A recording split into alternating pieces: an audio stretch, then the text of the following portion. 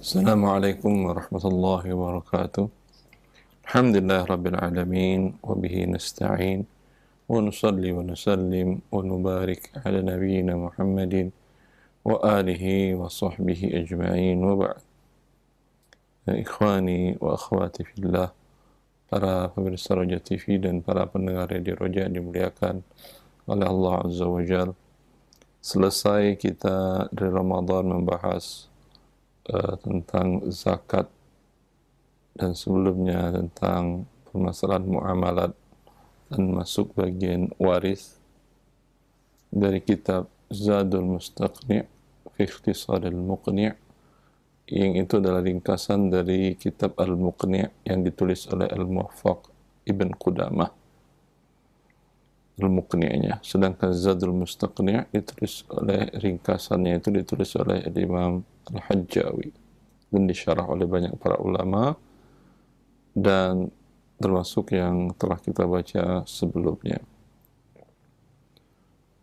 Namun tentu permasalahan kekinian dalam muamalat sangat banyak. Walaupun dalam masalah yang lain seperti dalam masalah ibadah juga ada, tapi dalam masalah muamalat terutama itu lebih cepat berkembangnya. Bahkan kita lihat beberapa lembaga bisnis, bahkan lembaga keuangan muncul di tengah-tengah masyarakat, dan ini tentu butuh jawaban. Dan tentunya tidak mungkin para ulama-ulama zaman dahulu di abad sebelum abad 19 untuk membahasnya, karena memang tidak ada di masa mereka. Karena tidak ada, tentu tidak akan mungkin mereka akan membahasnya. Walaupun bisa diambil permasalahannya dari perkataan-perkataan para ulama tersebut. Ya, dinamakan dengan fikih al-iftiradi. Fikih yang sifatnya adalah bila ini terjadi seperti ini, padahal di waktu itu tidak terjadi. Ya. Seperti banyak para ulama fikih kontemporer menukil perkataan Imam Asy-Syafi'i dalam kitab tentang praktek lembaga keuangan syariah dalam masalah murabahah. Ya, di mana bentuk murabahah yang ada dipraktekkan dalam keuangan syariah itu sifatnya sudah dimodif. Anda tidak akan temukan murabahah praktek yang ada sekarang lembaga keuangan syariah itu di dalam kitab para ulama dahulu, tidak mungkin akan ada. Ya. Karena sudah banyak modifikasinya. Di antaranya barang tidak ada stoknya di lembaga keuangan syariah. Maka ketika hal tersebut dipraktikkan dalam lembaga keuangan syariah, sebagian para peneliti mencoba mengkaji dari perkataan para ulama terdahulu, ditemukan mereka menemukannya dalam kitab berkata Imam Syafi'i, "Idza ara ar-rajulu ar-rajula as-sil'ata faqala ishtariha bikadha fa in ishtaraytaha sa'urbihuka bikadha fa in alzama anfusuhuma bil bai'il awwal faqad batal li'annahu ba'a ma la yamlikuhu." Itu maknanya dalam nas kitab tersebut. Yang maknanya, bila dua orang berjalan di pasar, yang satu mengatakan kepada temannya yang berjalan tadi, "Itu barang bagus, saya ingin, suka, tolong kamu beli dulu. Nanti saya akan beli dengan cara murabahah kepadamu." Ya. Itu kasusnya. Itu namanya fikih iftiradi. Mungkin terjadi, mungkin tidak. Ya. Lalu lanjutannya seperti apa? Imam Syafi'i menjelaskan dari kasus tersebut, bila mereka mengikatkan diri dalam hal tersebut, di mana yang nyuruh harus beli nantinya, tidak bisa tidak, maka ini akadnya batal. Karena mereka sudah menjual dan membeli barang yang belum dimiliki oleh si penjual kedua. Ya, ini bisa dipahami maknanya. Ya, tetapi oleh karena itulah, tetapi ini tidak menunjukkan bahwa dari sini para lembaga keuangan syariah itu mengambil praktek, karena praktek yang seperti itu dikatakan Imam Syafi'i ini akadnya batal. Dia hanya nunjukin tuh beli itu barang, ya, lalu dia beli, tapi nanti dengan akad itu dia beli, kamu harus beli jadi, atau bahkan tak bayar DP dulu. Ntar kamu nggak jadi beli, saya rugi, kata dia. Ya, tak DP dulu dia. Maka ini akadnya batal. Ya, hal seperti ini tentu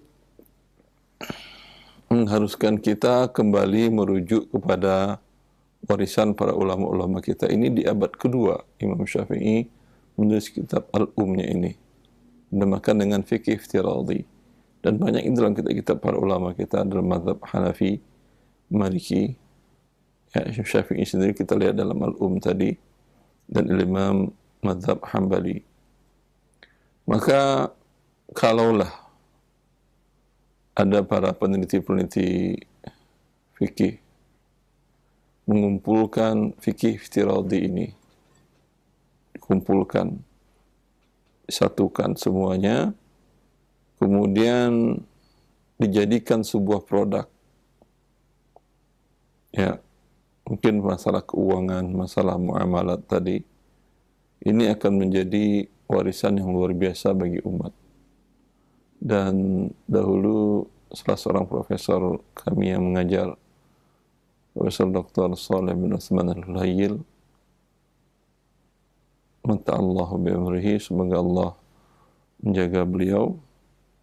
Beliau mengatakan ini sudah diajukan di kampus di Jamiatul Imam Universitas Islam Imam Muhammad bin Saud agar dibuat sebuah project, ya, di mana diambil 5 dari kitab induk di mazhab Syafi'i, di Al-Um, di Al-Hawi, Syarah Mukhtasar Al-Muzani, di Al-Majmu', ya, dan mazhab lain juga begitu.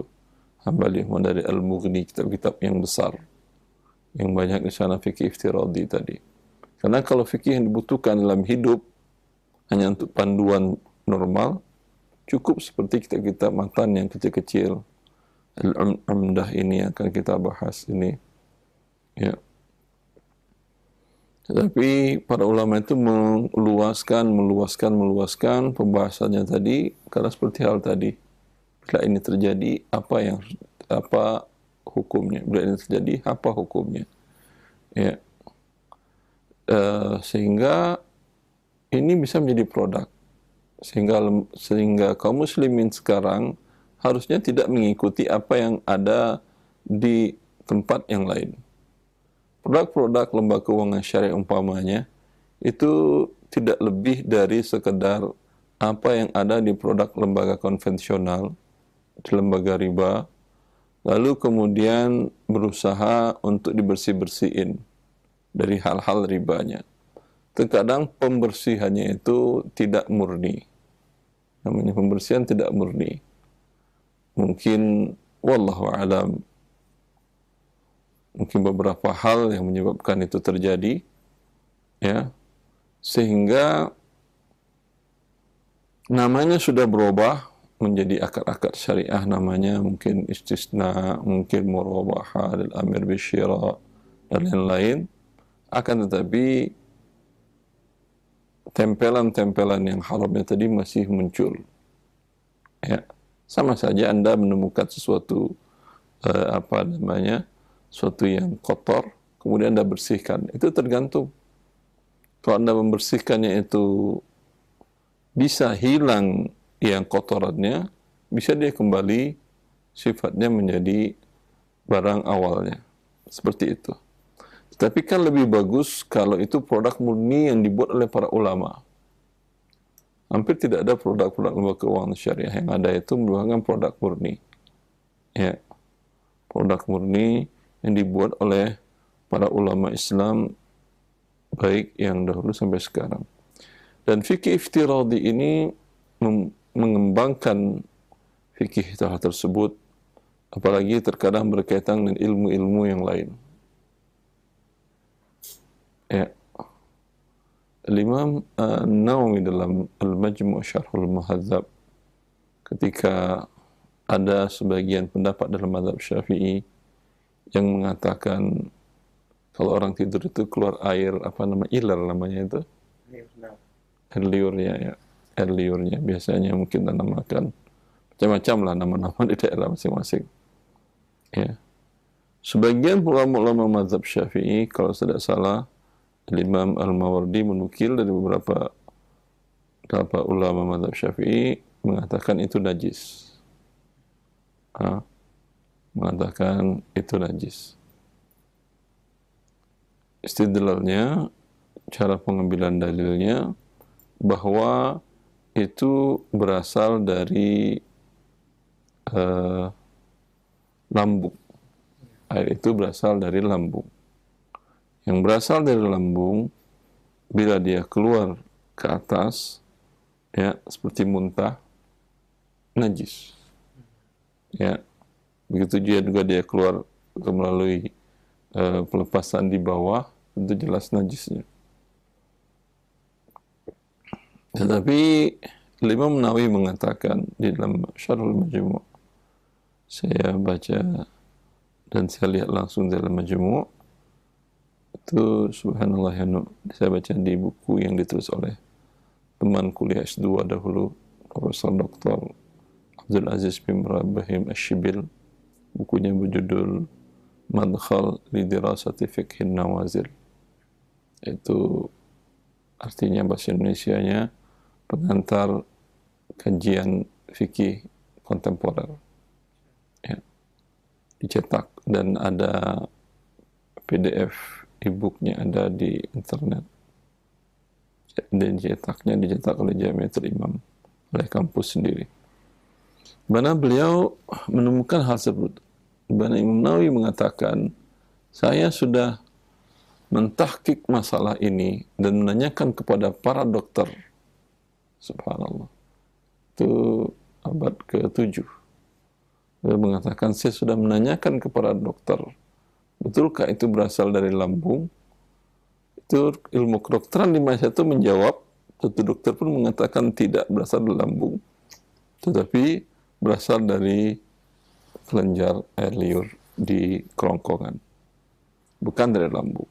Sehingga beliau mengatakan dengan demikian, itu memang ada perkataan ulama mazhab, ulama ashabul wujuh, ya, bukan Imam Syafi'i mengatakan itu, akan tetapi yang benarnya, karena ini berkaitan dengan ilmu kedokteran dan saya sudah menanyakan beberapa orang dokter, tidak ada jawabannya mengatakan itu dari lambung. Ini sangat penting, ya, sehingga ilmu fikih itu ilmu yang sangat berkembang sekali, baik masalah ibadah, apalagi masalah muamalah, dan itu tentu terkait dengan disiplin ilmu yang lain. Seperti tadi kalau Imam Nawawi bertanya kepada para dokter, ya, kalau Imam Nawawi hidup di masa sekarang, mungkin kitabnya akan lebih luas lagi. Karena permasalahan ilmu kedokteran sangat luar biasa sekarang perkembangannya. Begitu juga Nawawi akan menulis banyak permasalahan dalam permasalahan muamalat juga, karena permasalahan muamalat sangat berkembang. Ya. Ketika dahulu saya menulis buku Harta Haram Muamalat Kontemporer, itu awalnya sekitar 400 halaman, Ustaz. Itu saya kumpulkan dari tesis dan disertasi yang ditulis oleh para penuntut ilmu, para peneliti di kampus saya di Jamiatul Imam di Riyadh. Itu saya kumpulkan, ya, kemudian saya susun, saya jadiin buku. Ketika pulang Indonesia, kasus kontemporer yang lokal itu juga banyak. Menambah halamannya sekarang 700. Jadi semua ada tambahnya 300, semua 700. Ya. Berarti Imam Nawawi kalau hidup dia sekarang, di satu negara pindah ke negara lain, pindah ke negara lain, mungkin kitabnya terbayang oleh kita. Ya. Maka tentu tidak cukup hal seperti ini. Kasus-kasus yang sifatnya lokal, ya, itu tidak akan Anda temukan di kitab, walaupun kontemporer, tidak akan temukan di kitab para ulama di Timur Tengah. Ya, kecuali yang sifatnya umum. Timur Tengah ada, di Mesir ada, di Afrika ada, di Timur Tengah ada, di Asia Selatan, India, Pakistan, para ulama sana juga ada kasusnya, ya, seperti lembaga keuangan konvensional, itu mungkin halnya tidak jauh berbeda. Tapi ada kasus-kasus yang khusus mungkin hanya ada di Indonesia saja, ya, atau mungkin bisa dikatakan kearifan lokal. Ini tentu tidak bisa dijawab oleh para ulama tersebut, tidak ada di buku mereka. Kalau kita tanyakan kepada mereka, kita gambarkan kepada mereka, bisa jadi jawabannya pun tidak terlalu detail, karena tergantung penjelasan Anda. Ya, bahkan penjelasan tadi, kasus tadi, hal-hal qara'in, hal-hal seputar kasus itu akan mempengaruhi hukum. Pernah ditanyakan kepada Ibnu Abbas, ya, tentang dia bertanya kepada Ibnu Abbas, wahai anak paman Rasulullah, apakah Allah menerima taubat seorang pembunuh? Ibnu Abbas menjawab tidak. Setelah orang itu keluar, murid-murid Ibnu Abbas yang ada di sekitarnya mengatakan, Inna Allah yaghfiru dzunuba, ya, wahai anak paman Nabi sallallahu alaihi wasallam, sepupu Nabi sallallahu alaihi wasallam, bukankah Allah mengampuni dosa setiap hamba yang meminta ampun, bertaubat? Itu betul. Akan tetapi saya lihat orang ini di matanya ada kemarahan. Ya. Dia bertanya, yang difahami oleh Ibnu Abbas, dia bertanya ingin, ya, kalaulah diterima taubatnya mungkin dia akan membunuh. Dan para murid-murid tadi mencari tahu benar orang ini sedang ada sengketa dengan tetangganya, permasalahan kasus batas tanah. Dia khawatir, ya, dia sudah marah sepuncaknya sehingga menanyakan, kalau terima taubatnya tentu dia akan bunuh, nanti setelah itu dia bertaubat. Tapi habrul ummah, ulama umat Abdullah bin Abbas, ya, melihat qara'in itu dalam diri orang tersebut sehingga jawabannya, padahal secara normal, secara normatif atau secara kaidah, jawaban Ibnu Abbas tentu kita katakan salah. Akan tetapi sekarang ada hal-hal yang menyebabkan fatwa tersebut. Ini bedanya fatwa dengan fikih. Tabyinu hukmi syar'i liman sa'ala an. Itu menjelaskan hukum syariat Allah, ya, bagi yang bertanya. Ya. Bagi yang bertanya. Bisa jadi kasus yang sama bagi dua orang yang bertanya, jawabannya berbeda. Ya. Oleh karena itu, biasakan baik para dai yang menjawab ataupun para kaum muslimin yang bertanya, jangan Anda berikan kaidah umum yang sifatnya normatif, hukum secara umum. Ya. Tanyakan dengan serinci-rincinya hal-hal yang bisa mempengaruhi hal tersebut. Ya. Mungkin bisa menjadi halal, mungkin bisa menjadi haram. Berbeda dengan kaidah atau hukum-hukum atau aturan-aturan fikih yang Anda pelajari. Maka berharap kepada para dai tidak terburu-buru menjawab. Ya. Seperti tadi, kalau jawabannya adalah apakah Allah menerima taubat seorang pembunuh? Kalau secara normatif jawabannya apa? pasti diampuni. Allah mengatakan, Inna Allah yaghfiru dzunuba jami'a. Jangankan membunuh, mensyirikkan Allah, diampuni atau tidak? Kalau dia bertaubat, diampuni. Inna Allah yaghfiru dzunuba jami'a. Allah mengampuninya kalau dia bertaubat. Inna Allah la yaghfiru ayyushraka bihi, itu maksudnya itu adalah kalau dia tidak bertobat sebelum wafat. Tapi kalau dia bertobat, dosa syirik pun diampuni. Dengan dalil, para sahabat Nabi sebelum mereka masuk Islam, mereka adalah berbuat syirik, menyembah berhala. Dengan masuk Islam berarti mereka bertobat, hapus semuanya.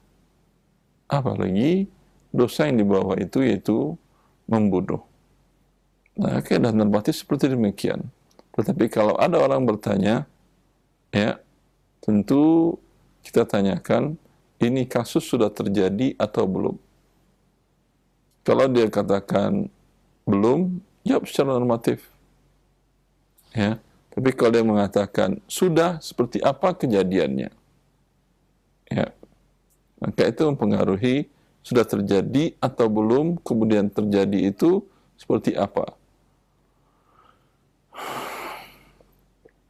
Ya, maka banyak para ulama yang ketika beliau ditanya tidak mau menjawab sampai terjadi dahulu. Ya. Ini juga ada benarnya. Ya. Ada benarnya, kecuali memang dia akan dilakukannya. Dia akan menandatangani kontrak bisnis. Ya. Seperti apa bisnisnya? Tanyakan. Ya.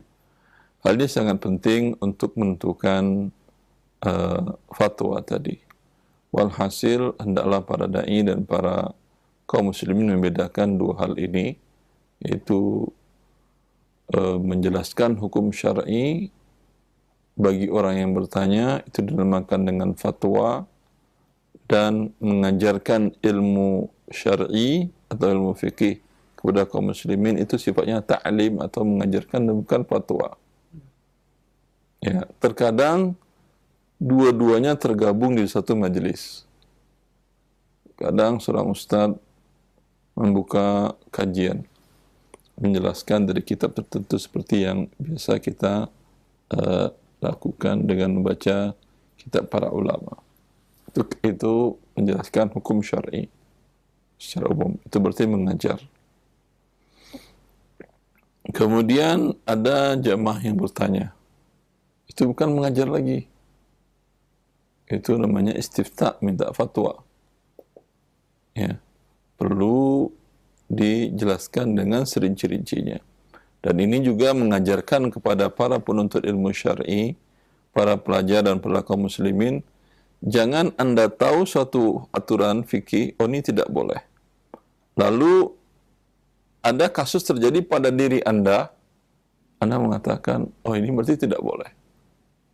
Belum tentu itu terjadi.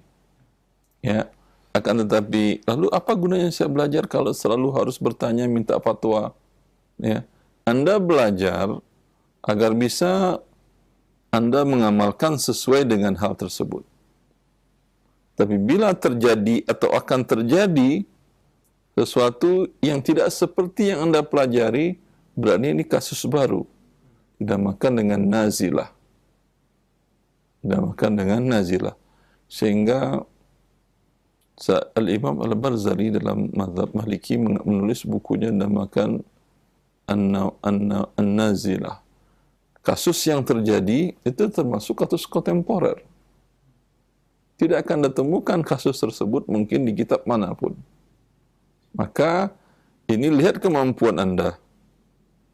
Kalau Anda umpamanya memiliki alat untuk berijtihad, ilmu-ilmu adat, ya, silahkan. Kalau tidak, tentu bertanya. Fas'alu ahla dzikri in kuntum la ta'lamun, kata Allah. Bertanya kepada ahli dzikir jika kalian tidak tahu. Maka seperti yang dijelaskan Ibnu Amir al-Hajj dalam kitab beliau, ulama Maliki dalam abad ke-6, berada di Cordoba, Spanyol, di Andalus, ulama Andalus. beliau menjelaskan bahwa para pedagang di masa beliau hidup itu di abad ke-7 itu, dia mengatakan kalau mereka berdagang keluar kota, mereka membawa penuntut ilmu syar'i. Tujuannya minta fatwanya. Karena kalau di kota-kota besar, dia di tempatnya dia mukim, ya. Dalam kasus transaksi tadi mungkin saja kasus hal yang di luar normatif terjadi. Karena Anda nggak bisa memaksa orang semaunya.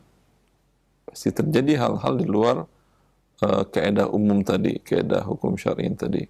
Maka Anda membutuhkan jawaban. Itu fungsinya kalau sekarang mungkin namanya Dewan Pengawas Syariah. Tapi anehnya Dewan Pengawas Syariahnya tidak muncul-muncul kecuali sekali sebulan, sekali 2 pekan. Ini bukan Dewan Pengawas. Pengawas itu duduk. Setiap saat maka ada kasus baru yang terjadi. Ya. Akan ada kasus baru terjadi. Seperti para pedagang masa dahulu, kemana kalau keluar kota, dia minta ditemanin. Khawatir terjadi transaksi di perjalanan, ya, atau di kota yang di sana tidak ada ulamanya, ada yang menjawabnya, tempat dia bertanya untuk bisa memberikan jawaban syar'i tadi. Ya. Seperti itu, Ustaz. Maka setelah kita membaca beberapa kitab ditulis oleh para ulama di masa-masa mereka, perlu kita mempelajari fikih yang sifatnya mengandung penjelasan an-nawazil, penjelasan kontemporer, yang seperti kita katakan, walaupun sifatnya ada negara kaum muslimin secara umum, yang sifatnya lokal khusus di Indonesia, tentu terkadang juga tidak ada jawabannya, tetapi ini kita belajar. Di antara ada beberapa referensi yang bagus dalam hal ini, ya. Kalau secara umum ada qararat atau tausiat atau keputusan-keputusan yang dibuat oleh para ulama yang bersifatnya lembaga dunia, dari ulama dunia, seperti Majma' al-Fiqh al-Islami, lembaga fikih Islam internasional di bawah Muktamar al-Alam Islami atau OKI, berpusat di Jeddah. Ini negara-negara Islam, ada setiap negara Islam utusan para ulamanya. Ada lagi yang kedua juga Al-Majma' al-Fiqhi, pakai alif lam al-Majma'nya. Kalau tadi Majma' al-Fiqh, sekarang Al-Majma' al-Fiqhi. Lembaga fikih Islam internasional juga di bawah Liga Dunia Islam atau Rabitul Alam Islami yang berpusat di Mekah. Kalau tadi di Jeddah, ini di Mekah. Yang lebih berdiri dahulu adalah Al-Majma' al-Fiqhi tahun 78 kalau saya tidak salah. Adapun Majma' al-Fiqh di tahun 83 atau 81, saya lupa. Sekitar itu. Ya. Anggota-anggotanya para ulama-ulama dunia juga, dan hampir tidak ada perbedaan dari dua qararat, dua keputusan-keputusan tersebut. Dan setiap keputusannya memang 1 atau 2 halaman, tapi itu diambil dari penelitian karya ilmiah yang ditulis oleh para ulama anggota. Artinya, sebelum diambil keputusan ketuk palu atau ketuk apalah namanya, itu Syekh Fulan diminta untuk menulis bahas penelitian tentang yang akan dibahas ini. Pokoknya kita katakan tentang akad ijarah mentahiyah bitamlik atau IMBT. Silakan ulama fulan dari negara fulan tulis, ulama fulan dari negara fulan tulis, ulama fulan dari negara fulan tulis tentang hal ini dari sudut yang berbeda. Ya. Sebelum mereka menulis, maka ada presentasi dari pakar di bidangnya. Bila itu berkaitan dengan transaksi, tentu ada pakar transaksi, pakar ekonominya, menjelaskan dari bidangnya. Nggak berkaitan dengan kedokteran, ada dokter ahli di bidang itu menjelaskan kasusnya seperti apa. Seperti umpamanya mungkin dia menanyakan akan dibahas hukum stem cell, diambil dari tali pusar bayi. Ya, itu bagaimana hukumnya? Maka akan dijelaskan apa itu stem cell. Ya, seperti itu. Nanti setelah dijelaskan oleh para ahli tadi, para dokter, bila berkaitan dengan ilmu kimia, maka ada pakar kimianya yang menjelaskan dan seperti itu. Setelah mereka para ulama dunia ini di bidangnya menjelaskan, maka para ulama tadi menulis, diberikan waktu seberapa, 1 atau 2 bulan. Setelah itu mereka nanti akan sidang kembali, umumnya hadir. Masing-masing mempresentasikan penelitiannya. Setelah itu ketika presentasi, ya, ada munaqasyat, mungkin ulama ini memberikan tanggapan, memberikan jawaban, memberikan kritikan, masukan, dan itu semuanya dicatat, tercatat. Semuanya dicatat masukan tadi. Nanti setelah itu rapat para ulama-ulama tersebut dan mereka mengeluarkan keputusan, ditandatangani oleh semua yang hadir. Bila ada yang tidak setuju, silahkan dia tanda tangan bahwa saya tidak setuju ini. Dia bisa lampirkan catatannya. Catatannya adalah A, B, C, D. Itu menurut dia. Ya. Tidak hadir pun ditulis. Dia tidak hadir. Atau dia hadir tapi tidak tanda tangan. Tidak tanda tangan basah. Dia hadir tapi tidak tanda tangan. Tertulis. Tidak tanda tangan. Itu bisa Anda lihat di majalah Majma' al-Fiqh al-Islami atau jurnal penelitian fikih Islam. Ada sekitar 50 jilid besar. Satu jilidnya kadang ada 600 halaman, 1000 halaman. Ya tergantung kasusnya lah. Tadi yang nulis 5 orang kan. Ini satu orang nulisnya 100-150 halaman. Ya, kalau yang diminta menulis 6 para ulama, tentu seperti tersebut. Ya, seperti itu. Maka hasil keputusan mereka itu kekuatan hukumnya sangat tinggi, bukan hasil keputusan 1-2 orang. Itu yang kemudian diterjemahkan oleh Hay'ah al-Muhasabah wal Muraja'at al-Muassasat al-Maliyah al-Islamiyah yang atau di IUFI, diterjemahkan, dibuatkan standar operasional prosedur untuk lembaga keuangan syariah. Terjemahkan, dibuatkan langkah-langkahnya dan lebih dirincikan menjadi sebuah standar produk lembaga keuangan. Ya. Itu yang paling kuat. Maka kalau untuk masalah keuangan, Anda baca yang ada di Ma'air Syariah tersebut, ada PDF-nya, asli dari IUFI sendiri. Kalau mau beli langsung, tentu yang kitab, beli kitabnya tentu harus ke Bahrain, pusatnya di Bahrain. Ya. Tapi bisa juga yang PDF-nya itu Anda print out atau di copy, tidak ada masalah.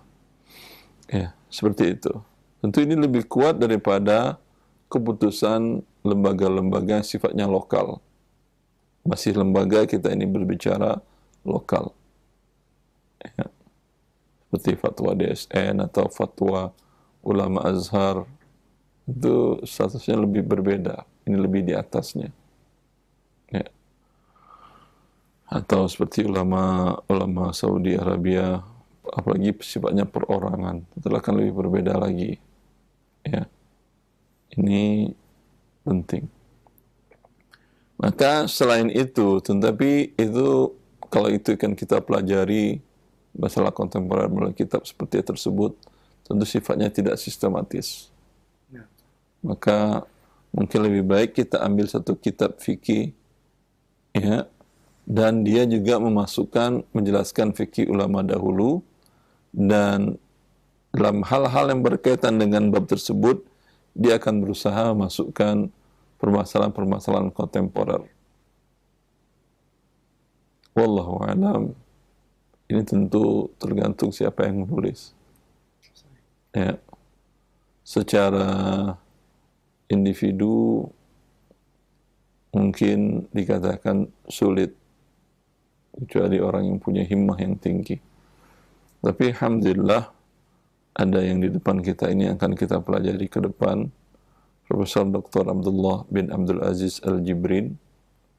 Ini bukan anggota ulama besar Saudi Arabia ya.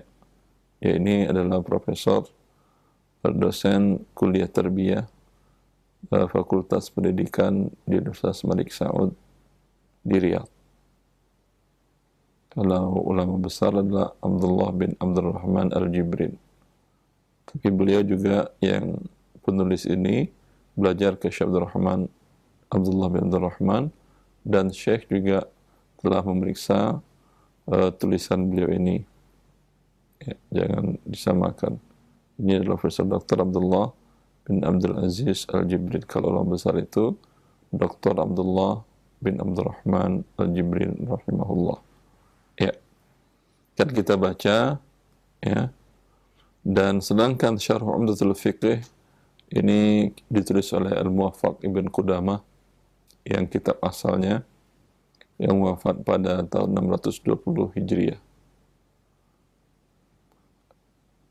Umdatul Fiqh ini, kitab Umdah ini dikenal juga dengan Al-Umdah. Itu yang dia sampaikan di dalam kitab ini qaulan wahidan, tidak ada khilaf. Ya.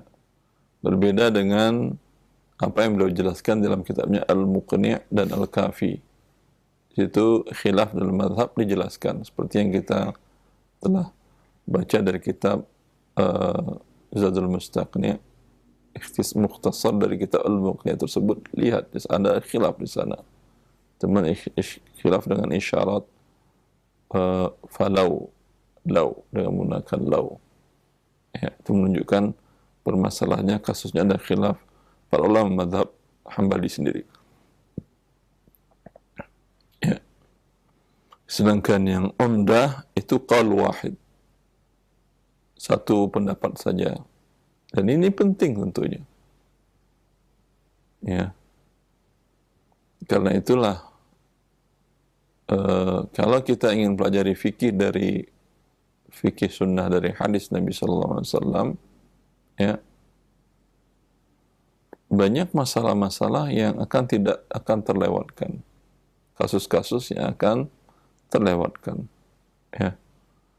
Seperti tersebut. Sedangkan dalam satu mazhab saja banyak khilaf. Dan yang metodologi sistematika atau metode belajar ilmu fikih agar bisa menguasai dan mendalam, tentu ini metode belajar ya, berbeda dengan metode Anda fatwa. Tadi sudah kita jelaskan sebelumnya, apalagi dalam kasus yang sifatnya kontemporer. Metode belajar agar mutamakin, pelajari kitab dengan satu qaul, tidak ada khilaf. Sama belajar umum kan juga begitu. Jangan katakan materi-materi yang diajarkan dalam matematika, dalam IPA, IPS itu tidak ada khilaf mereka. Ada khilaf mereka kok. Tapi khilaf itu tidak diajarkan di tingkat SD, SMP, mungkin di S1 atau di S2. Karena bila itu diajarkan, Anda pada tahap awal akan jadi bingung sendiri. Sebagai ini saja pengalaman kami belajar kitab fikih. Dulu saya belajar fikih di pesantren tradisional, belajar fikih mazhab Syafi'i, mulai dari matan takrib, Fathul Qarib, kemudian I'anatul Talibin, Bakri Syata, kemudian Syarhul Mahalli. Tapi qadarullah itu tidak selesai kitab-kitabnya. Hanya baca satu bab, nanti tahun depan kelas selanjutnya bab lainnya lagi, jadi tidak menguasai ya satu persatu. Ya, ini mempengaruhi. Dan di Libya di S1 dulu, nggak tahu sekarang sudah berbeda muqarrar atau tidak. Dulu Bidayatul Mujtahid wa Nihayatul Muqtasid, khilaf. Makanya tidak heran kalau mahasiswa orang tamat LIPIA, kalau Anda tanyakan hukum ini bagaimana? Khilaf. A berkata ini, lawan B mengatakan ini. Yang rojih, terserah kamu. Itu bukan menjawab namanya. Anda ngajarin, mas sekedar ngajar fikih, tapi kalau menjawab fatwa kasus seperti apa, jawab iya dan tidak. Boleh dan tidak. Kalau tidak, bagaimana bolehnya? Itu baru menjawab fatwa. Tapi kalau sekedar tadi itu Anda ngajarkan fikih. Dan bikin pusing. Dia pun, yang ditanya pun pusing. Kalau dikatakan saya lakukan yang mana, ya mana aja lah, kan ada khilaf para ulama. Ya tidak begitu hidup ya akhi. Sama aja jalan Anda nanyakan ke Syekh Google Map. Saya lihat mana ini, kanan, kiri, belok kanan, atau mana aja lah. Pernah Syekh Google bilang begitu? Pernah? Tidak. Dia mengarahkan Anda ke sini, Anda tidak mau urusan Anda.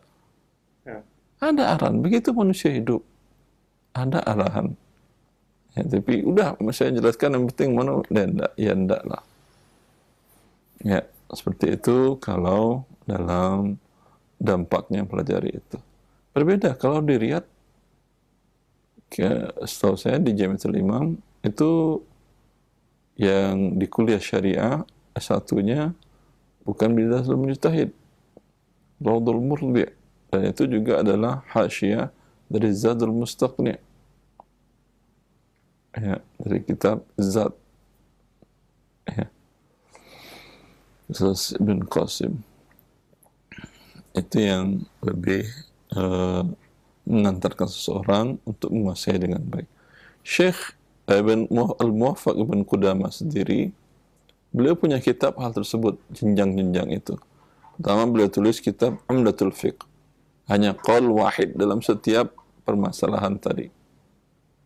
Tidak ada khilaf, tidak ada dalil, tidak ada segala macam. Qaul wahid. Beliau menulis yang ada khilaf, yaitu seperti yang kita katakan Al-Muqni' Al-Kafi. Itu ada khilaf dalam madhab. Setelah itu, beliau juga menulis yang khilaf antar madhab. Namanya Al-Mughni Syarh Matan Al-Khiraqi. Itu khilaf antar madhab dengan dalil. Dan pun beliau sampaikan mana yang rajih. Al-Mughni tersebut. Ya. Dan Imam Nawawi dalam madhab Syafi'i juga menulis hal seperti itu. Nawawi menulis kitab yang qaul wahid, aqwal, qaul wahid minhajut talibin. Yang aqwal, radatul talibin. Khilaf dalam madhab. Ulama ini mengatakan ini. Sebab dalam madhab, masih dalam satu madhab Syafi'i. Kemudian antar madhab, beliau pun menulis. Tapi qadar Allah, beliau tidak sempat menyelesaikannya karena Allah memanggil beliau. Umur 45, beliau menulis kitab Al-Majmu' Syarhul Muhadzab. Al-Majmu' Syarhul Muhadzab. Itu lengkap dengan dalilnya, dengan dalil Quran dan sunnahnya, dan takhrij hadisnya lengkap. Dan ijma'at dan qiyasat dan dalil-dalil dalam fikih yang lainnya. Kemudian beliau pun menterjihnya. Sehingga para ulama mazhab Syafi'i mengatakan yang ada dalam Al-Majmu' perkataan Imam An-Nawawi dalam Al-Majmu' bukan berarti mazhab. Karena beliau ketika menterjih bisa jadi keluar dari mazhab. Ya. Keluar dari mazhab. Berbeda dengan perkataan beliau dalam kitab Minhajut Talibin, yang itu qaul wahid, yang itu yang adalah mazhab. Seperti itu ya ikhwan. Ya, tapi Anda langsung belajar, baru bisa nahu ala kadarnya, langsung Anda baca Al-Majmu' Syarhul Muhadzab. Pusing sendiri Anda. Ya, pusing sendiri Anda, tidak mendalam ilmunya. Ya. Ini tentunya, kenapa ada yang qaul wahid, orang bisa langsung beramal. Dikatakan begini, oh udah, kita amalkan itu. Kemudian, ya ingin belajar lagi, kenapa ini, apaan, nggak ada ini. Ada lagi khilaf dalam mata ini, gini. Oh, ada pilihan. Mana yang rajih, baik dalam mazhab atau dengan mazhab yang lainnya? Ada ini dalilnya, ini segala macam, ini yang rajih. Begitu. Ya, tabiat manusia dengan pelajari ilmu fikih. Dan yang masalah kontemporer juga seperti itu. Sehingga nanti insya Allah akan kita baca dari buku Syarh al-Umdah Al-Muwaffaq Ibn Qudamah, yang syarah ini disyarahkan oleh Profesor Dr. Abdullah bin Abdul Aziz Al-Jibrin. InsyaAllah sekarang mungkin cukup. InsyaAllah pekan depan kita mulai Babul Bay'. Kitabnya ini juga ada di PDF, dan kalau tidak salah juga ada di Maktabah Syamilah. Dan ada kakak kelas saya dahulu, Dr. Muhammad bin Dahil Al-Haji. Beliau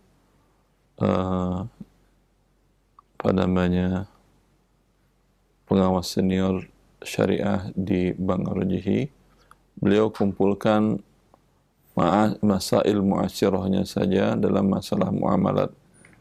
Itu yang beliau kumpulkan hanya kasus-kasus kontemporer dalam masalah muamalat saja juga ada.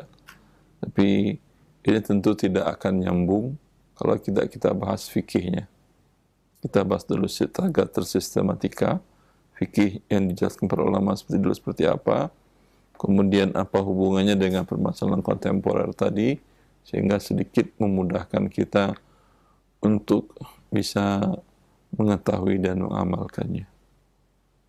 Tapi bagi teman-teman yang sudah belajar fikih dari satu kitab yang qaul wahid tadi dan aqwal tadi, dan ingin yang kontemporer saja ada. Itu beliau kumpulkan dalam masail mu'asyirah fil muamalat al-maliyah di kitab Syarh al-Umdah. Juga ada di beliau masukkan di ini juga di Kitabpedia juga ada, di Maktabah Syamilah juga ada. Ya, baik. Baik, jazakallah khair. Kami sampaikan kepada Ustaz Dr. Irwan Tirmidzi telah memberikan ini madkhal atau penghantar dalam pembahasan kajian fikih muamalah dari kitab Syarah Umdatul Qari yang akan Syarah Umdatul Fiqih yang akan kita bahas secara khusus dimulai di pekan yang akan datang dalam bab jual beli. Dan penghantar ini mudah-mudahan bisa menjadi penjelasan dan juga ilmu pengetahuan dasar bagi kita untuk bisa memahami lebih dalam terkait dengan pembahasan dari kitab ini. Dan kita berikan kesempatan selanjutnya bagi para pendengar dan pemirsa Roja TV yang ingin bertanya. Baik, kita berikan kesempatan via telepon terlebih dahulu bagi para pendengar dan pemirsa. Kami persilahkan. Baik, halo. Ya, silakan, sudah masuk. Waalaikumsalam warahmatullahi wabarakatuh. Dengan siapa akhi di mana? Dengan Abu Lukman di Gungsut. Silakan Abu Lukman. Fadhal. Ya. Halo? Iya, silakan. Pertanyaannya? Pertanyaannya ini Bapak mertua baru meninggal. Nah. Kemudian? Ya, meninggalkan satu istri. Pertanyaan terkait dengan waris ya Pak? Minta dihitungkan warisannya? Nah. Baik, disebutkan ininya ya. Secara terperinci siapa yang wafat dan kapan waktunya. Ya, Bapak dengan yang meninggal Bapak Amar, meninggal ke Sabtu kemarin 6 Syawal ya. Kemudian meninggalkan satu istri, 2 anak perempuan. Nah. Tidak ada anak laki-laki. Kemudian 1 orang adik laki-laki dan 1 orang adik perempuan, dengan orang tua dari bapak sudah tidak ada dua-duanya. Baik. Jangan ditutup, Ustaz. Ya. Kemudian untuk harta yang ditinggal berupa rumah. Mengenai rumah ini dulu waktu tahun 80-an dibeli bersama dengan ibu itu pakai kredit ya dulu. DP-nya itu dari ibu. Kemudian selama penyicilan itu misalnya dulu cicilannya sekitar 60-an ribu, tapi penghasilan bapak sekitar 48, jadi masih kurang dengan kemudian mereka punya usaha bersama untuk menutupi cicilan ini sampai lunas. Nah, pertanyaan berikutnya adalah memang bagaimana perhitungan bagian yang akan diwariskan dari rumah tersebut. Seperti itu. Nah, sebentar akhi, jangan ditutup dulu. Dengan siapa tadi namanya? Antum? Dengan Abu Lukman. Abu Lukman. Coba ulangi. Baik, Bapak Abu Lukman bertanya tentang orang tua yang bernama Ammar wafat, ya, atau suami wafat 6 Syawal tahun ini, kemudian meninggalkan ahli warisnya seorang istri, kemudian 2 anak perempuan, tidak ada anak laki-laki ya Abu Lukman ya? Iya, betul. Saudara kandung dari Bapak Ammar Iya, benar. 1 orang, dan saudari kandung dari Bapak Ammar 1 orang. Betul. Gimana warisannya? Dan harta warisannya Sebentar, kita buatkan pembagiannya dulu. Nah, Ustaz. Istri dapat 1/8, 2 anak perempuan 2/3. Kemudian sisa untuk saudara kandung, saudari kandung 2/1. Kemudian disamakan, menyebutnya 8 dengan 3, 24. 24 bagi 8 sama dengan 3. 24 dibagi 3, 8 kali 2, 16. 16 tambah 3, 19. 24 plus 19, 5 sisanya. 5 akan dibagikan kepada 3 bagian, karena saudara kandung dapat 2 bagian. Saudari 1, 2 tambah 1 sama dengan 3. 5 dan 3, 5 dibagi 3 tentu ada pecahan, maka 3 dikali 24 sama dengan 72 ya. 72, 3 kali 3, 9. 3 dikali 16, 48. 48 berarti masing-masing 24. 3, 5 ini 1 bagian dikali 2 berarti 10. 5. Hartanya dibagi 72. Ya. 9/72 untuk istri. Ya. Masing-masing anak perempuan dapat 24/72, 24/72. Saudara kandung, ayah dan ibu Ammar sudah wafat kan ya? Sudah. Saudara kandung dapat 10/72, saudari kandung 5/72. Adapun mengenai rumah tadi, ya hasil bekerja berdua, itu hasil bekerja berdua kerja apa, dagang atau apa? Dagang, Ustaz. Dagang. Jadi ada Sebentar, usaha dagangnya satu, tapi mereka kerjakan berdua.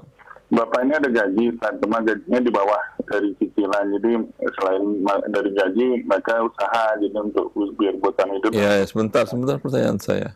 Ya? Untuk dagang tadi modal dari siapa? Murni dari bapak atau ada uang ibu juga? Modal sepertinya mungkin dari ibu. Soalnya dulu Tanyakan ibu, jangan sepertinya ibu Anda kan masih hidup kan ya? Iya, ya. Tanyakan. Kalau modalnya dari ibu, berarti bapak ikut mengelola. Ya, perkiraannya ya gaji pengelola apa bagian bapak, apakah mencari barang atau menjualkan barang, mencari apa? Ya, biasanya gaji seperti itu, pekerja seperti itu berapa, berikan seperti itu. Paham? Iya. Persentasenya. Dan untuk membeli rumah tadi itu, apakah murni dari hasil dagang atau ada uang bapak dari gaji? Dari gaji sebagian besar. Ya, pertimbangkan, berarti di sini jelas lebih banyak saham bapak dalam rumah tadi. Kalau tapi untuk pembayaran Sebentar, Anda umpamanya perkiraan 2/1. 2 yang saham bapak, 1 saham ibu. Ya, bagi aja rumah tadi yang 2/3 dibagi, ya, yang 1/3-nya tidak. Cukup jelas? Ya. Kalau untuk ini kan kondisi rumah kan tempatin nama ibu, karena cuma di situ tempat tinggal. Untuk Sebentar. pembagian yang ke tadi, Rumah ini sekarang atas nama siapa di sertifikatnya? bapak itu. Ya kan, apalagi rumah sertifikat bapak. Ya, tinggal tanya ibu ikut dalam hal itu apakah ikhlas jadi karena mau nama bapak. Kalau dibawa kemana-mana kan bapak yang bisa jual cuman. Ya, kalau Anda punya motor, namanya nama Anda, itu bisa ke istri mengklaim itu motor saya? Ya. Tapi kalau kita memang Sebentar. Bisa atau tidak? Iya, nggak bisa. Ya, nggak bisa. Oh, ya. Ya. Ya. Maka tanyakan ke ibu, apakah ibu ingin niat membantu saja atau ingin punya saham ketika ibu ikut membayar rumah tersebut dari hasil dagang tadi. Ya. Atau hanya bentuknya pinjaman. Tergantung, kalau ibu mengatakan, yaudah kita mau ikhlas-ikhlas saja dah, ya berarti itu punya bapak. Dibagi semuanya waris. Tapi kalau ibu mengatakan, ibu sih pengennya dulu itu ya ada andil ibu juga, berarti saham. Kalau ibu mengatakan sifatnya pinjaman, berarti pinjaman, dikeluarkan dulu pinjaman kepada ibunya dari hasil penjualan rumah tersebut. Baik.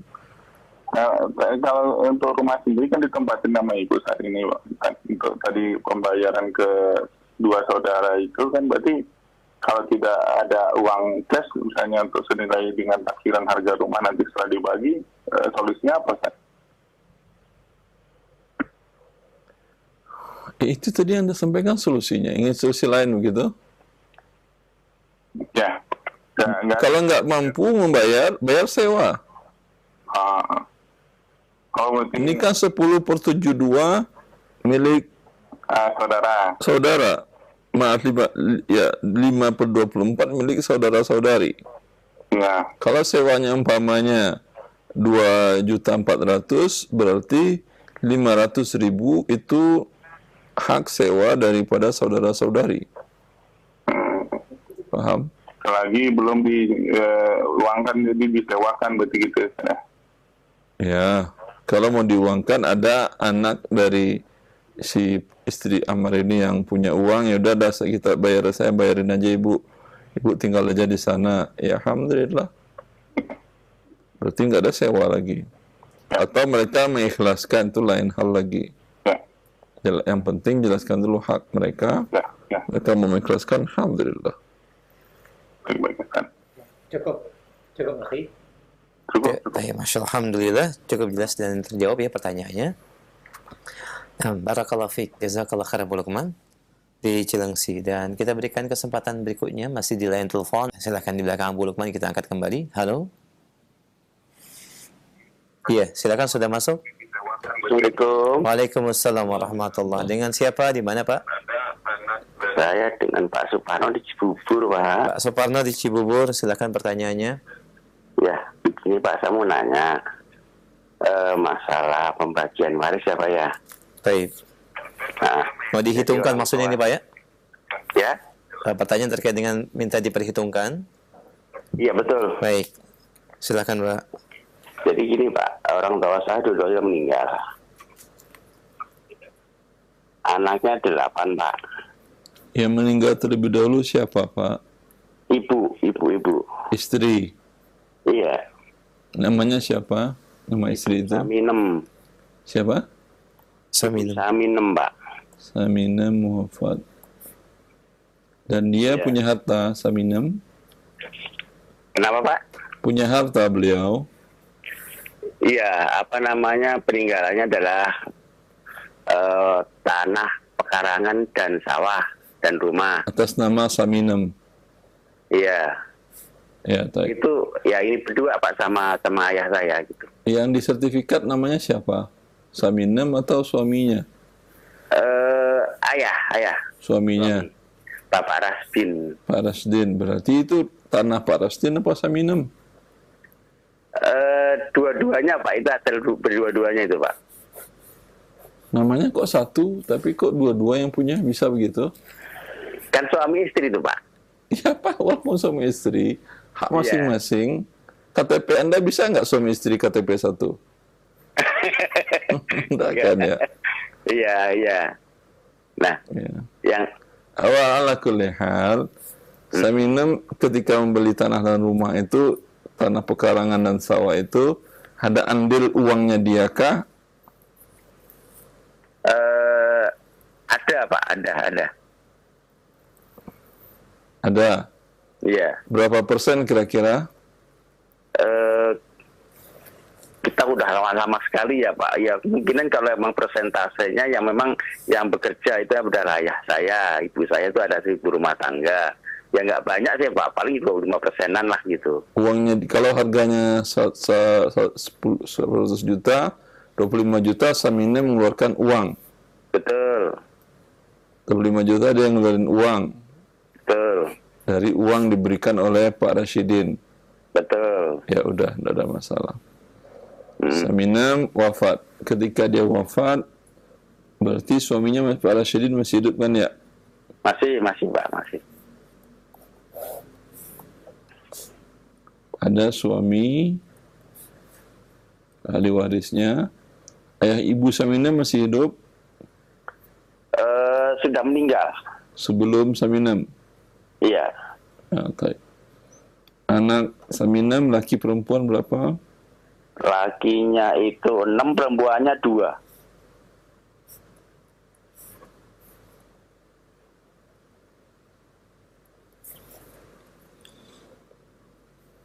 Ya, hanya ini ahli waris Saminem.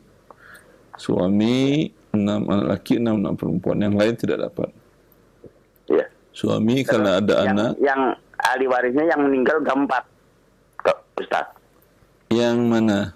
Anak-anaknya. Yang anak laki-laki itu meninggal sudah 3, yang perempuan Saminem wafatnya kapan? waktu sama masih kelas 4 SD, tapi udah lama sekali. Iya, Anda kelas 4 SD, saya mana lah tahu. Itu Saya tahunnya maksudnya, Pak. 75 kan? 75 Saminem wafat. Iya. Terus 75. Kemudian yang pada waktu Saminem wafat, suaminya masih hidup, 6 anak laki-laki ini masih hidup atau sudah wafat? Masih hidup. 2 anak perempuan masih hidup? Masih hidup. Tidak apa-apa. Mereka berhak dapat itu. Walaupun sekarang hartanya belum dibagi, harta Saminem, tapi mereka sudah wafat, dibagikan ke ahli waris mereka. Jelas? Oh iya, tak. Ya. Maka ini hak suami di sini karena ada anak 1/4, sisanya untuk anak laki perempuan. Ada dibagi 4, 1, 3. Anak laki-laki 6 kali 2, 12 tambah 2, 14. 3 dia akan dibagi ke 14 bagian. Ada pecahan 14 dikali 4. Sama dengan 52 Ustaz. Iya. 56. 56 Ustaz. 56. 56. Nah, 14. Kemudian anak laki-laki masing-masing dapat 6, 65. 6, 6, 14. 6, 6, 65. 6. Anak perempuan 3, 3. Iya. Harta Saminem dibagi 56 bagian. Iya, tak. Baik tanah, mau emas, dan lain-lainnya, sawah, kebun, ya, sapi, dan lain-lain. Semuanya dibagi 56. 14/56 milik suaminya, Rasyidin. Masing-masing anak laki-laki dapat 6/56. Masing-masing anak perempuan dapat 3/56. Ya.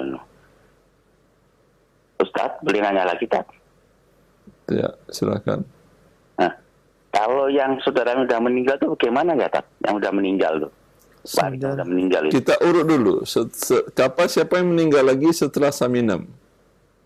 yang meninggal itu anak yang paling bontot, anak perempuan. Anak perempuan tahun berapa meninggalnya?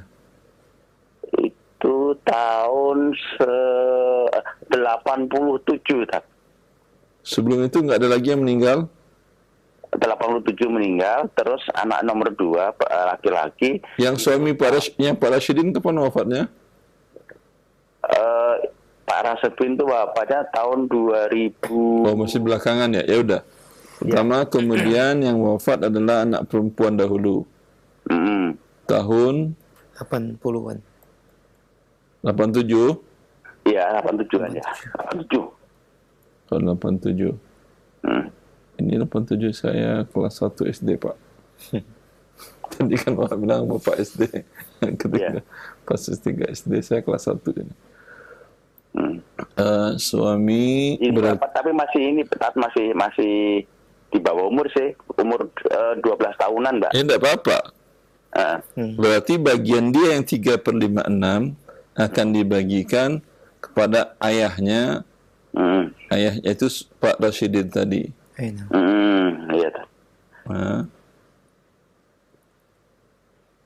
Terus yang nomor yang wafat lagi. Bagian yang 3/56 anak perempuan yang wafat 87, semua bagiannya dibagikan kepada ayahnya Rasyidin.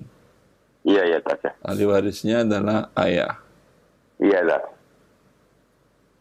Rasyidin. Terus siapa lagi yang wafat?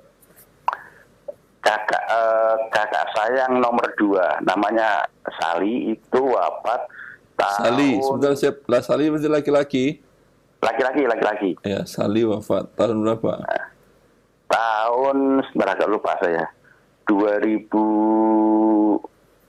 saya waktu pulang itu 2015, Tat. Rasyidin kapan? 2018. Ya, Rasyidin kapan wafatnya? Pak Rasyidin. Itu 2007 atau 2008 dulu, Tat. Berarti lebih dulu Pak Rasyidin daripada Sali. Nah, ya Pak? Bukan, Pak. Duluan kakak saya nomor 2 ini. Anda bilang 2007-15 Sali. Rasyidin 2000. Duluan kakak saya, Pak. Duluan kakak saya nomor 2 ini. Tidak masalah. 2015 dia. Iya. Siapa lagi yang wafat? Kita tentukan dulu yang wafat tahunnya. Iya, yang terakhir kakak saya yang paling nomor 1 tahun itu kemarin, sekarang tahun 2021 kemarin, Pak. Wafat 2021. Iya. Terus nggak ada lagi yang wafat? Nggak ada, kan pasti tempat yang dapat kasih. Rasyidin kapan wafatnya? Pak Rasyidin? Iya. Pak Rasyidin itu setelah kakak saya nomor 2 itu, Pak. Iya, tahun berapa tahunnya? Iya. Perkiraannya, Pak? Perkiraan itu tahun Pak Rasyidin itu waktu saya pulang kampung itu. Pulang kampung. Aduh, lupa itu. Tapi di bawah tahun yang Bapak, terakhir. kalau lupa saya tidak bisa jelaskan ya, Pak ya. Iya. Nah, ingat-ingat dulu kapan dia wafat Pak Rasyidin? Ya, antara tahun Pak Rasyidin itu tahun saya pindah di Cibubur itu tahun 2009 2011 apa 2010 gitu loh, Tat. 2011. Iya. Berarti Pak Rasyidin dulu yang wafat dibandingkan Sali. Kalau agak lupa. Ya udah Pak, Bapak ingat-ingat lagi, nanti tanya lagi yang baik ya. Karena kalau begini kasihan nanti. Karena yang wafat tentu dibagi dulu hartanya kepada yang masih hidup. Kalau terbalik-balik terbalik-balik nanti harta miliknya. Nah, cukup ya Pak ya. Baik. Ya, Tat. Assalamualaikum. Waalaikumsalam warahmatullahi wabarakatuh. Jazakallah khair. Baik, kita berikan kesempatan berikutnya bagi pendengar yang lain yang mungkin sudah menunggu. Silakan di line telepon. Baik, kita sapa penanya yang ketiga. Halo. Silakan. Halo. Ya, Bu. Halo. Halo, Assalamualaikum. Waalaikumsalam warahmatullah. Dengan siapa? Umu di mana? Dengan hamba Allah Di mana, Ibu? di Jakarta. Baik, silahkan pertanyaannya. Jadi begini. Assalamualaikum Ustaz. Assalamualaikum. Assalamualaikum warahmatullahi. Dulu waktu anak belum menikah, anak pernah dikasih rumah secara KPR riba. Sebentar. Waktu belum Dikasih mengerti. rumah KPR berarti rumahnya belum lunas. BTN, rumah angsuran. Jadi belum menikah sama seseorang. Nah, saat mau menikah itu diambilin rumah atas nama saya. Diambil rumah tapi belum lunas. Belum rumah BTN angsuran. Tapi sudah nama Anda. Nama saya. Terus Nah, sampai sekarang kan itu masih jelas. Setelah saya menikah dengan bukan orang yang itu, akhirnya saya menikah dengan yang lain, gini dijodohin. Dan suami saya itu nggak tahu saya punya rumah itu waktu dikasih sama yang dulu, gitu. Nah sekarang menikah sama yang sudah mengenal sunnah itu dia nggak mau rumah itu karena katanya rumah itu udah kata riba ini gitu. Dan itu berjalan angsurannya udah 7 tahun gitu kan. Nah sekarang bisa nggak kalau rumah itu misalnya saya oper kredit kayak gitu terus duitnya dipakai untuk umroh itu bisa nggak? Ada dosa nggak di situ, Ustaz? sebaiknya yang ibu lakukan adalah ibu jual di bawah tangan. Tentu harus orang yang bisa percaya ke ibu. Maksudnya gimana, Ustaz? Dijual di bawah tangan. Dapat uangnya, ibu lunasi kreditnya. Oh. Sehingga ibu tidak punya urusan riba lagi. Karena kalau cuma over kredit, berarti nama ibu kan masih? Oh, jadi harus dijual terus saya tambahin duitnya gitu? Sebentar, ibu sisa utang berapa lagi? Sisa utang 4 tahun lagi. Rupiahnya, bukan tahunnya. Rupiahnya itu berarti berapa ya kalau angsuran 1 juta ya? Dikali 4 tahun berapa ya? 480 juta. 48 juta atau? Iya, 48 juta lagi. 48 juta. Kira-kira rumah bisa terjual berapa? 100. Ibu jual cash 100 di bawah tangan, sehingga ibu dapat uang 100 juta kan ya. Lalu bayarkan 48 juta ke bank tersebut. Oh. Sebentar dulu, jangan langsung ini. Setelah itu berarti ini sudah menjadi milik ibu penuh kan ya? Ya. Setelah itu ibu balik namakan kepada yang bayar 100 tadi. Ya. Sisanya 52 juta halal milik ibu. Mau ibu pakai umroh, mau pakai apa silahkan. Oh gitu. Berarti yang nggak apa-apa, yang 48-nya saya bayarin lunas aja, saya ambil yang 52 aja ya? Iya, halal. Cukup Ibu? Jelas? Tapi sebentar. Ya. Tapi ini di sini suami saya ini nggak ridho, saya tidak boleh ambil duit itu sama sekali. Jadi katanya itu duit haram karena didapat katanya di saat belum menikah. Gitu. Jadi dia nggak mau saya ambil duit itu sama sekali gitu. Sedangkan orang tua saya udah buat bapak aja sini buat umroh gitu. Jadi gimana? Saya nggak apa-apa menentang suami atau gimana yang terbaiknya? Anda mau ngasih ke bapak Anda maksudnya atau apa? Iya, saya maksudnya duit itu mau. Nggak apa-apa. Ke bapak Anda ya udah, nggak apa-apa. Anda nggak mau uang itu ada di saya. Walaupun sebetulnya tidak ada hak suami melakukan hal tersebut karena ini halal penjualannya. Kecuali kalau mungkin suami khawatir jangan-jangan nanti itu yang ngasih dahulu, yang nggak jadi nikah dengannya nanti nuntut.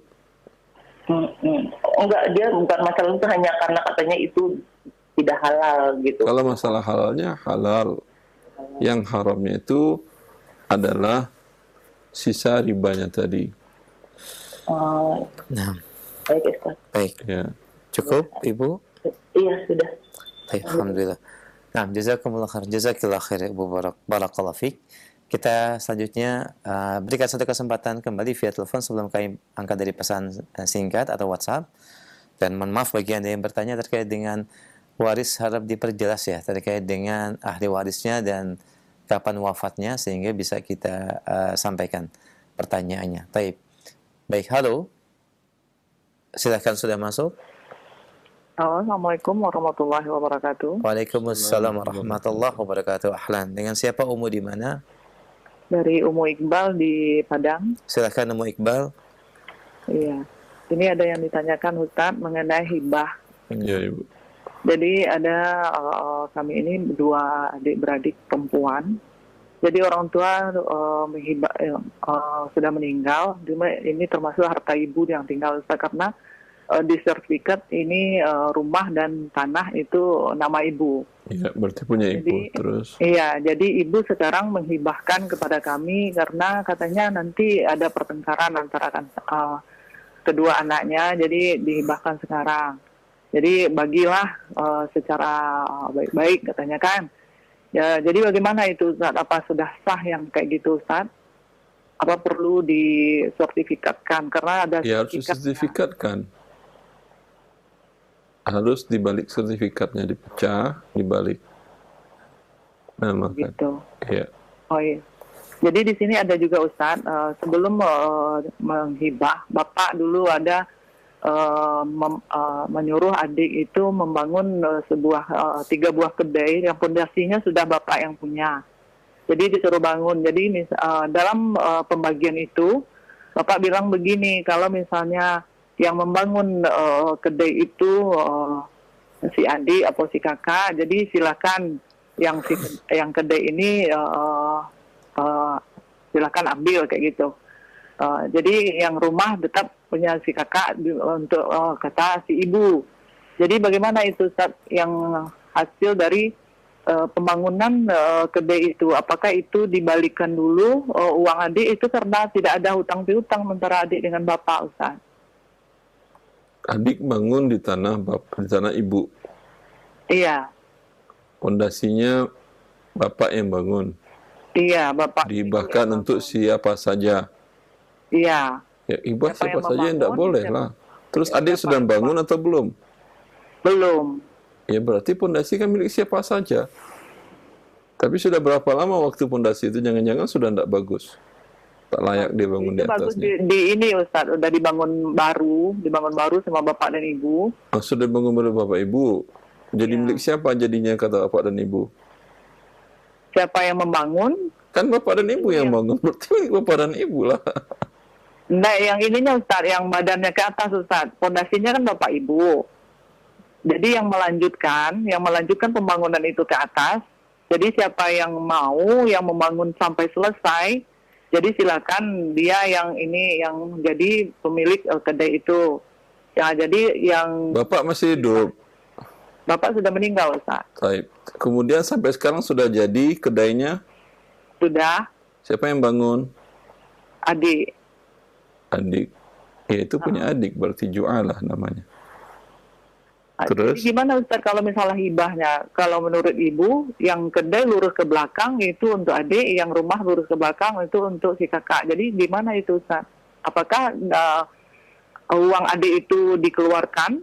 Atau itu yang kemarin itu kan tidak ada hutang piutang? Sebentar, sekarang ingin dibagi rata atau ingin menetapkan apa yang telah dibagi ayah tadi? Itu kami mau nanyakan Ustaz, bagaimana solusi yang terbaiknya gitu? Kalau ingin dibagi rata, tentu dihitung ulang nilai uang yang dikeluarkan adik tadi. Kok gitu. Tapi kalau misalnya dari ibu yang memberikan tadi, itu sudah sah Ustaz? Misalnya dari kedai itu ke belakang, itu adik, itu di tengahnya ada jalan untuk lurus ke belakang, terus rumah ke belakang untuk si kakak. Itu gimana Ustaz itu yang kayak gitu? Tidak ada masalah. Kalau ibu yang memberikan tidak ada masalah. Dari nilainya adil kira-kira kan kalau harganya, harga tanahnya? Nggak adil Ustaz. Sama adik itu misalnya lebarnya cuma 9 meter, sama si kakak 12 meter. Nilainya saya tanyakan bukan lebarnya Ibu. Kadang nilainya 1 hektar lebih murah daripada yang cuma 10 meter. karena 1 hektarnya di Kalimantan dan 10 meternya di dekat Jakarta Pusat. Nilainya kalau Jadi sama, dirupiahkan, Ustaz, bersebelahan, karena bersebelahan itu sama nilainya, depan rupiahnya. jalan. Kalau nilai berarti udah adil, apalagi yang kurang berlebih berbanyak. Kalau udah adil ya Kalau nilai rupiahnya mungkin nggak adil, Ustaz. tidak adil. Adiknya juga membangun, ya, adik juga membangun, terus Tidak, yang saya tanyakan yang hibahnya, tanahnya, bukan yang dibangun adik. Yang dibangun adik itu kan haknya dia. Yang hibah dari ibu, nilai rupiahnya berapa? Yaitu pondasi dan tanah yang untuk adik. Berapa kalau dirupiahkan? oh gitu. Berapa kira-kira? Kira-kira ada 15 jutaan apa 15 juta. gitu, Ustaz. Yang tanah Anda, kan Anda hanya tanah saja. Dan rumah yang di belakang, gitu kan ya? Enggak, Ustaz. Yang kami sudah punya ini rumah langsung rumah. Ya, yang disediakan ibu untuk Anda berapa kalau dirupiahkan? Kalau dirupiahkan rumah dengan tanahnya ini ada ratusan itu, Ustaz. Ada paling 300-an ada. Anda 300, adik 15 juta.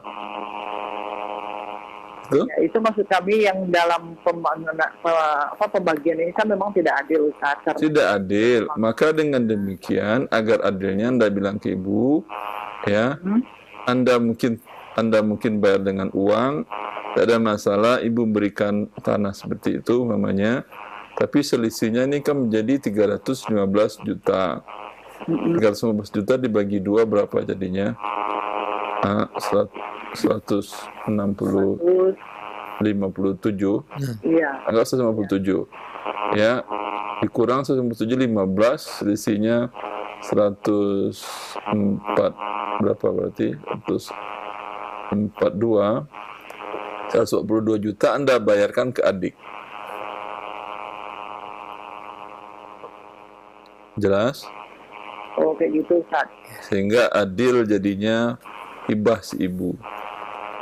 Anda katakan kami terima, Bu, ya. Terus Anda sampaikan ke adik, adik kamu memang dapat kecil tapi kakak bayar 122 juta. Ya. Iya. Agar Allah tidak murkai ibu di mana kakak dapatnya lebih banyak, kamu kurang. Insyaallah kakak bayar dengan cara cicil. Iya. Kalau misalnya kita bayar dengan tanah gimana, Ustaz? Boleh, tidak ada Kan masalah. di belakang. Boleh, asal dia setuju harga 142 juta, tidak ada masalah. Oh gitu. Jadi karena di belakangnya tanah lebar, jadi kami ngambil tanahnya yang kecil, dia yang dilebarkan kayak gitu, Ustaz. Terserah lah, boleh. Yang penting nilainya sama. Nah, cukup Ibu Iqbal. Oh iya. Baik, Ya, Ustaz. alhamdulillah. Jazakallah khair, Ustaz. Wa iyyakum wa jazakallahu khairan Iqbal. Barakallahu fiik, dan semoga dimudahkan. Barakallahu fikum. Kami angkat kembali pertanyaan berikutnya dari via chat WhatsApp dari pendengar kita di Bandung. Assalamualaikum warahmatullahi wabarakatuh. Ustaz, saya sudah mengetahui secara jelas 8 beberapa mustahik zakat secara definisi. Hanya tinggal 2 hal yang ingin saya minta penjelasan terkait dengan fisabilillah, Ustaz. Apakah atau siapa, bagaimanakah rinciannya, Ustaz? Dan demikian juga musafir, bagaimana penjelasannya? Dan pertanyaan kedua terkait dengan bantuan zakat untuk seorang ustadz dan anak sekolah yang kurang biayanya, apakah bisa dimasukkan ke dalam bagian fisabilillah? Nah, kalau ini maksud dengan fisabilillah ibnu sabil, fisabilillah yang rajih dari pendapat para ulama adalah orang yang berjihad, yang berjuang di jalan Allah dan tidak dapat gaji. Ya, berjuang di jalan Allah itu artinya berperang di jalan Allah Azza wa Jalla dan tidak dapat gaji, itu pasti fisabilillah. Kemudian para ulama yang lain pun termasuk dari kibar ulama menyamakan dengan hal tersebut adalah orang yang mengembangkan agama Allah, seperti agama Allah dikembangkan dengan jihad, perang, juga dikembangkan dengan ilmu syar'i. Maka para para ulama yang mengembangkan ilmu syar'i dan tidak dapat gaji dari negara bisa diberikan bagian hal tersebut. Adapun Ibnu Sabil orang safar, lakukan perjalanan kemudian bekalnya habis.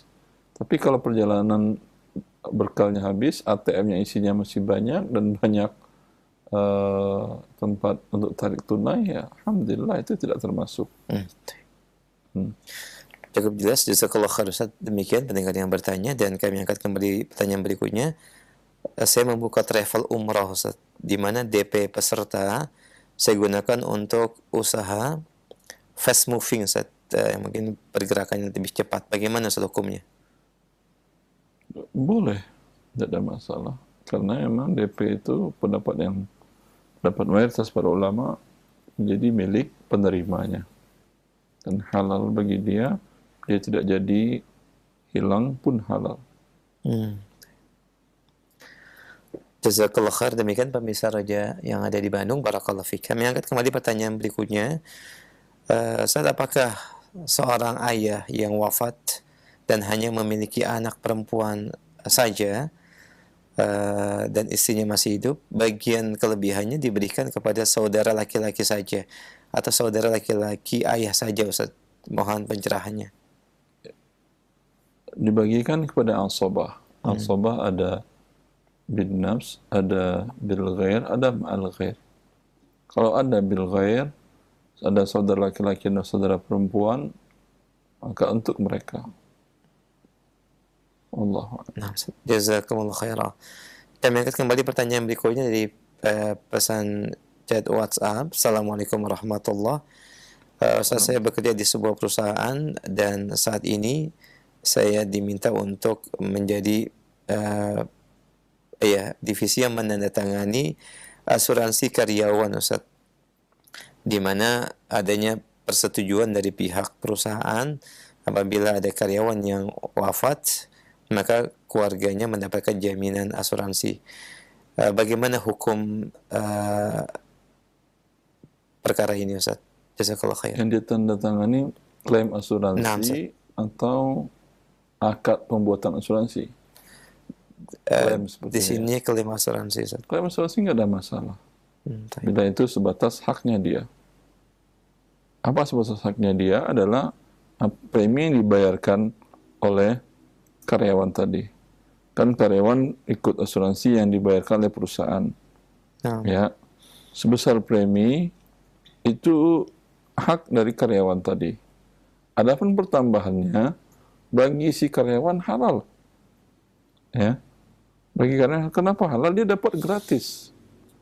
Bila tidak dipotong dari gajinya, ya, murni dari perusahaan, halal Anda mendatangkan. Karena baginya halal Anda mendatangkan.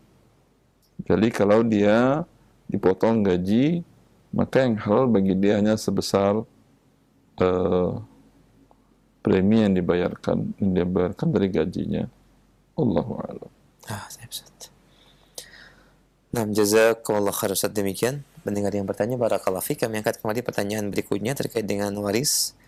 Assalamualaikum warahmatullahi wabarakatuh. Assalamualaikum. Seorang wanita wafat tahun 2020 dan ahli waris yang ditinggalkan adalah seorang suami, satu orang anak perempuan, dan ibunya masih hidup Ustaz. Bagaimanakah pembagian harta warisan di mana saudara-saudara kandung yaitu 6 orang, 1 laki-laki dan 5 perempuan Ustaz?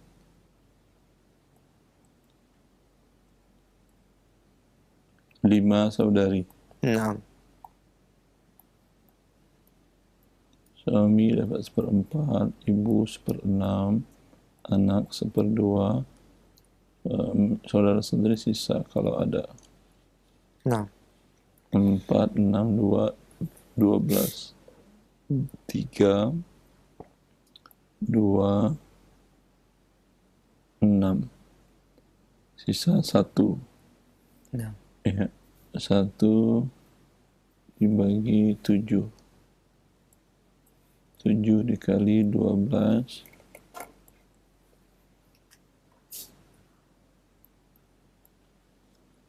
7 dikali 7, 84.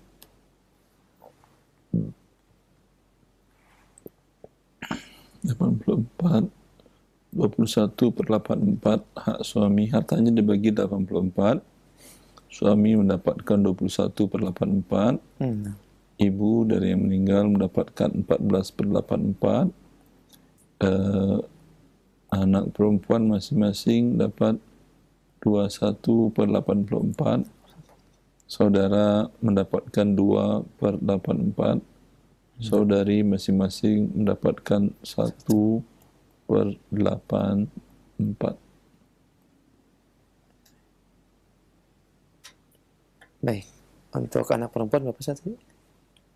21/84. 21/84. Nah, demikian pendengar yang bertanya. Nanti bisa disimak kembali rekamannya dan bisa disampaikan kepada yang lain. Barakallahu fiik. Kami angkat kembali pertanyaan berikutnya. Assalamualaikum warahmatullahi wabarakatuh. Ustaz, terkait dengan penjualan atau pembelian logam mulia, Ustaz.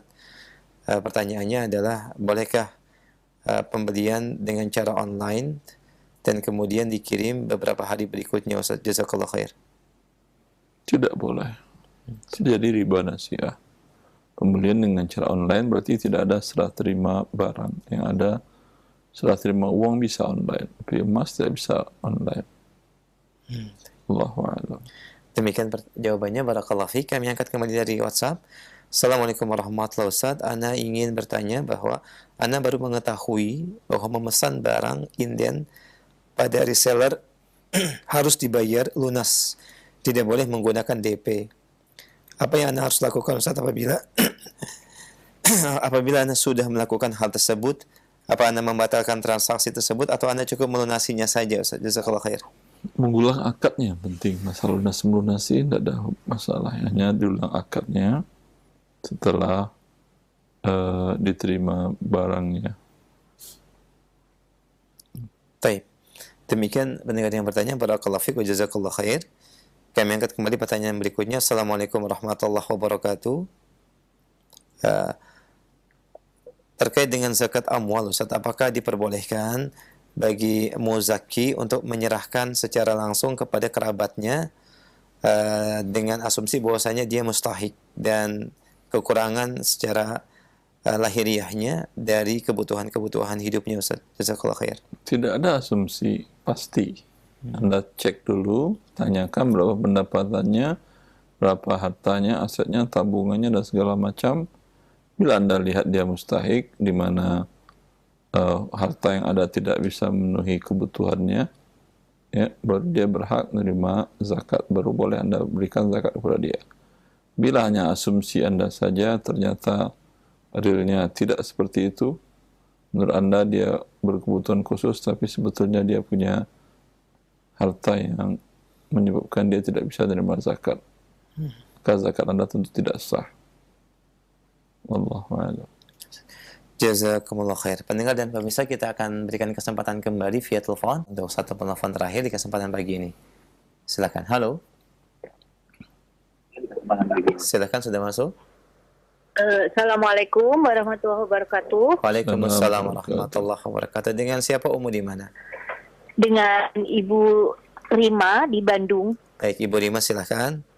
Oh ya, ini Pak Ustadz mau tanya, ini ada seorang istri meninggal, lalu tahun 2009. Nah. Kemudian meninggal, ahli warisnya adalah suami orang, lalu anak perempuan 1, anak laki-lakinya 2. Nah, pada saat meninggal itu orang tua perempuannya masih ada, ayah ibunya masih hidup ya, ya? Masih hidup, ya. Baik. Itu saja. Nah, lalu begini Pak Ustadz, mau tanya bahwa istri tadi kan menikah dengan suami, cuman kayak rumah yang ditinggalin bersama, istri yang tadi nggak bekerja, tidak, maksudnya ibu rumah tangga.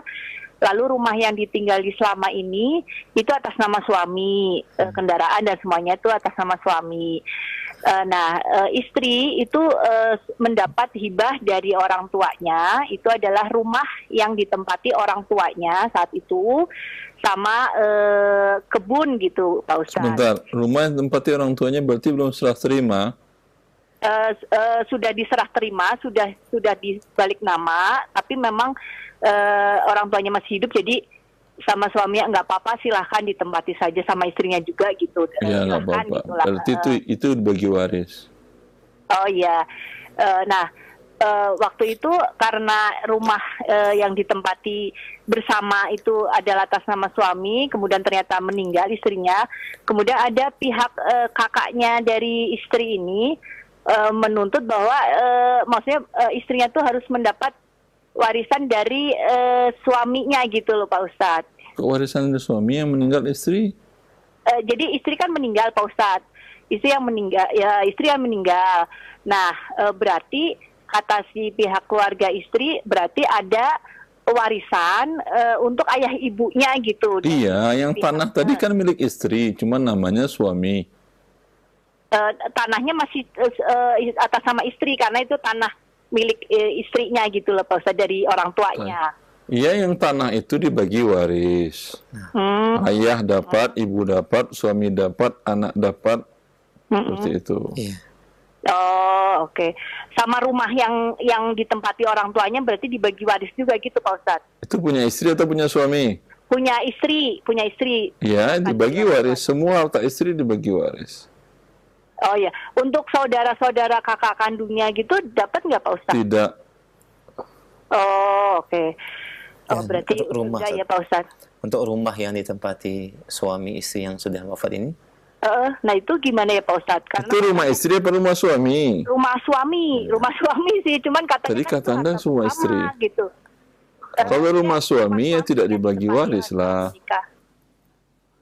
Dengar Ibu, yang dibagi waris semua harta istri. Nah. Oh, harta istri, oke. Ya, rumah yang dihibahkan orang tuanya atau dihibahkan suaminya atau dihibahkan anaknya itu yang dibagi. Jelas? Jelas, iya. Untuk kakak perempuan atau kakaknya yang dari istri ini mendapat bagian nggak, Pak Ustadz? Tadi jawaban saya apa, Ibu? Enggak ya? Tidak. Ya, karena kalau Ibu lupa-lupa terus nanti lupa lagi. Sudah saja lupa lagi. Oh iya. Ya karena ini, jadi ada ini Pak Ustadz dari pihak kakak-kakaknya istri itu, jadi itu kan bagian rumah kamu tuh, rumah bersamanya mereka itu kan ada bagian orang tuanya gitu. Jadi silakan maksudnya dijujulin lah kalau bahasa Jawa itu dijual atau apa, nanti dibagi itu ayah ibunya istri katanya gitu. Nah, kata pihak suami, lah saya harus kemana, masa harus dijual rumah kami gitu. Terus ya itu karena ada haknya orang tua istri gitu loh, Pak Ustadz, karena waktu itu orang tua istri masih hidup gitu. Itu berarti nggak ada ya, Pak Ustadz? Ya, kalau ayah ibu istri ini sekarang sudah meninggal. Sekarang sih udah meninggal, tapi ya, memang ya dapatlah saudaranya istri yang masih hidup. Bukan, maksudnya gini Pak Ustadz, kan yang meninggal anaknya dulu, istri dari suami tadi. Nah itu berarti pas istri namanya siapa, Ibu? Istri namanya Bu Santi. Santi wafat tahun 2009. Kemudian siapa lagi yang wafat setelah itu? Ayahnya kapan wafat? Ayah ibunya itu berbarengan itu pada saat COVID kemarin 2020, Pak Ustadz. 2020. Iya. Iya. Betul, sekarang ada hak ayah dan ibu Santi di rumah Santi itu. Maka masalah suami mau tinggal di mana itu urusan dia. Maka harta warisan dibagi, ayah ibunya mendapat 1/6 dari setiap harta warisan yang milik Santi. Paham? Oh ya, maaf Pak Ustadz, kan tadi ayah ibunya Santi dapat ya Pak Ustadz. Itu berarti dari hartanya Santinya atau harta bersamanya Santi? Harta Santi saja, bukan bersama-bersama. Oh, oke. Oh ya, berarti Ibu Santinya meninggal, ayah ibu dan anak-anaknya Santi sama suaminya dapat ya Pak Ustadz dari Bu Santi, hartanya Bu Santi tadi yang hibah dari orang tuanya Bu Santi. Harta mau di mana, hibah mau di mana, yang penting harta Santi. Iya. Oke. Cukup ya Bu ya, cukup setelah jelas. Iya, paham. Tapi satu lagi Pak Ustadz, maaf. Iya. Setelah orang tuanya Santi tadi meninggal, Iya. berarti bagaimana Pak Ustadz, hartanya yang tadi milik ayah ibunya yang dari Santi itu berarti dibagi lagi untuk kakak-kakaknya gitu ya? Dibagi, bukan kakak-kakak, dibagi kepada anak-anak dari yang meninggal itu. Iya. Iya, nah. Oke, siap. Mau kakak, mau adik Anak-anak. Santi, terserah. Oh iya. Baik, Pak Ustadz, iya. Cukup Terima jelas. kasih banyak Pak Ustadz. Iya jelas, alhamdulillah. Assalamualaikum warahmatullahi wabarakatuh. Baik, waalaikumsalam warahmatullahi wabarakatuh. Jazakillah khairan, barakallahu fiik, dan semoga menjadi pencerahan. Bisa dijelaskan kembali nanti dengan keluarga dan semoga Allah mudahkan. Barakallahu fiikum. Dan ini pertanyaan kami terakhir di kesempatan pagi ini sebagai ikhtitam, Ustaz, silakan. Ya, semoga bermanfaat. Wallahu li taufiq wa sallallahu nabiyina Muhammad wa alihi wa sahbihi wa sallam.